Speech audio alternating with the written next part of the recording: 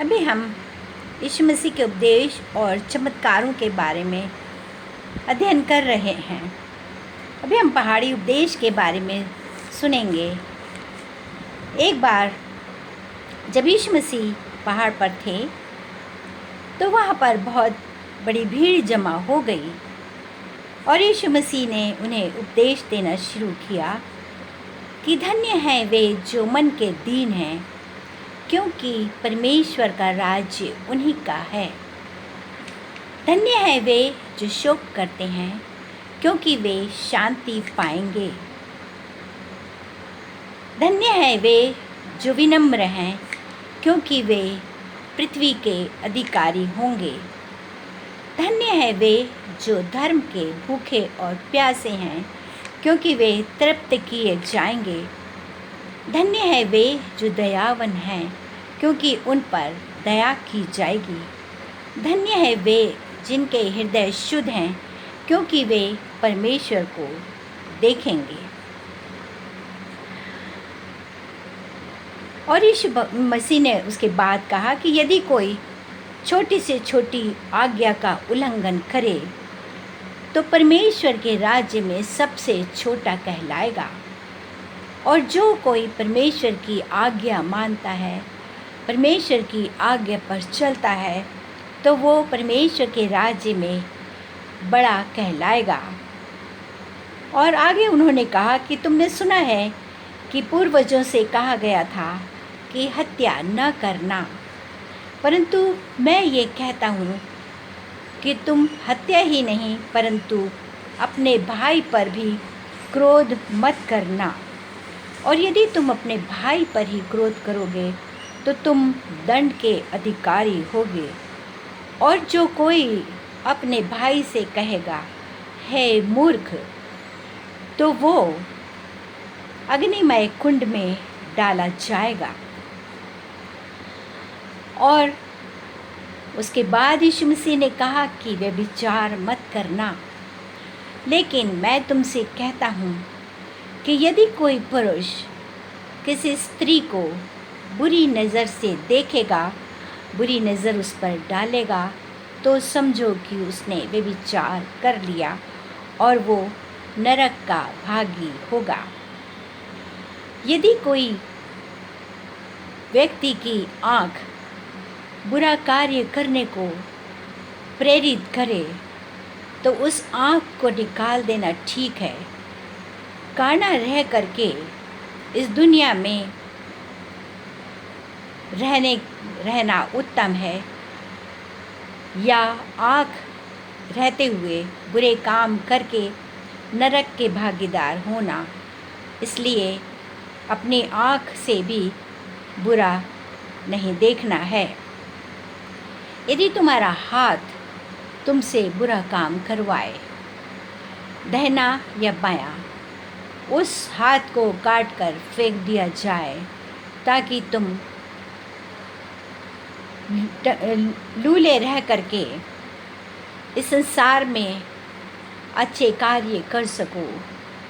ऐसा न हो कि तुम दोनों हाथ रखो अपने पास और बुरे काम करते रहो और नरक की आग में डाले जाओ। आगे उन्होंने कहा कि तुम अपने ही लोगों से प्रेम मत रखो, परंतु अपने शत्रुओं से भी प्रेम रखो, क्योंकि प्रेम तो सब एक दूसरे से करते हैं, परंतु अपने शत्रुओं से प्रेम कोई नहीं करता। इसलिए अपने बैरियों से प्रेम रखो। और उसके बाद वो अपने शिष्यों के साथ अन्य देश में चले गए और वहाँ पर उन्होंने कई लोगों को स्वस्थ किया।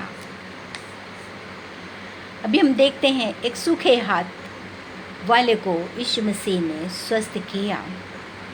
एक दिन विश्राम के दिवस पर यीशु मसीह सभागृह में उपदेश दे रहे थे और वहीं पर एक सूखा हाथ वाला व्यक्ति बैठा हुआ था। उसका दाहिना हाथ सूख चुका था, उसमें लकवा लग गया था।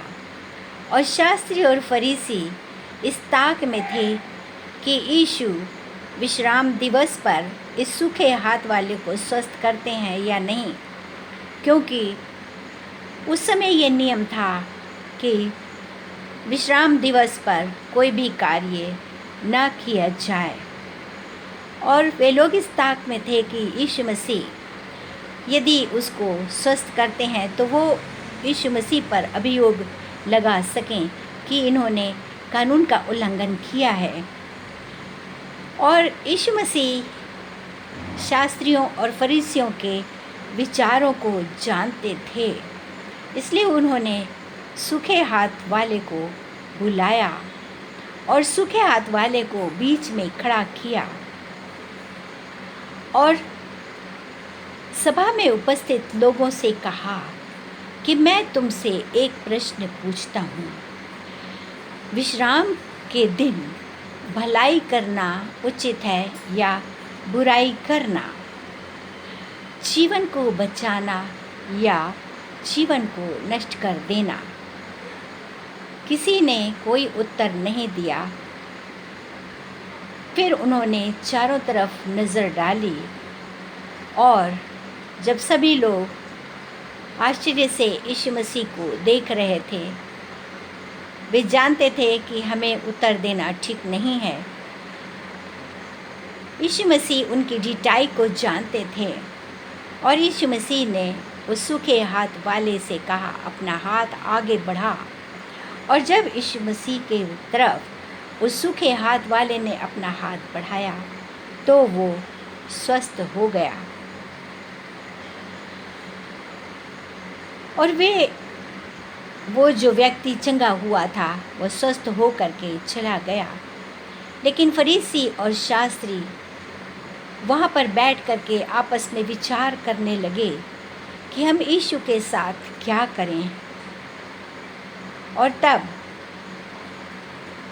यीशु मसीह ने अपने शिष्यों को अपने साथ लिया और चले गए। यीशु मसीह के अभी तक 12 शिष्य हो चुके थे।